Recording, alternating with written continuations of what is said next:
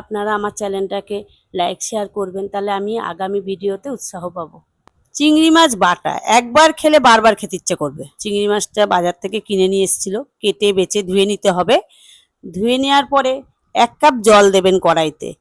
জলটা যখন একটু গরম হয়ে আসবে তখন আপনারা চিংড়ি মাছগুলো ওর মধ্যে দিয়ে দেবেন।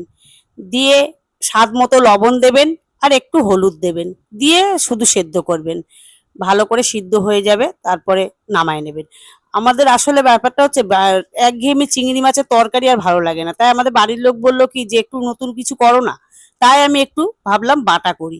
তা সত্যিই বাটাটা খুবই সুন্দর লেগেছে খেতে। আপনারা খেয়ে দেখবেন, খুব ভালো লাগবে। বাটাটা এতটাই সুন্দর লাগে, ওই দিয়েই ভাত খাওয়া হয়ে যায়।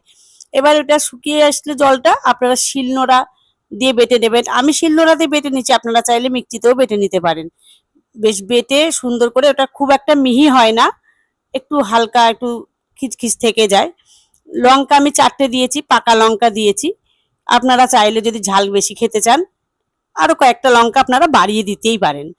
দিয়ে এগুলো বেশ ভালো করে বেটে নেবেন। নেওয়ার পরে ওটার মধ্যে 2 চামচ সর্ষের তেল দেবেন।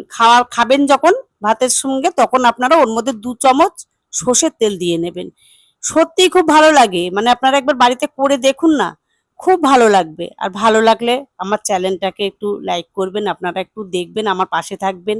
আর এই দেখুন আমি বেটেছি, এই যে তেল দিয়ে আমি মিশিয়েও দিলাম। এবার গরম ভাতের সঙ্গে খেতে হবে। আপনারা আমার চ্যানেলটাকে লাইক শেয়ার করবেন, তাহলে আমি আগামী ভিডিওতে উৎসাহ পাবো।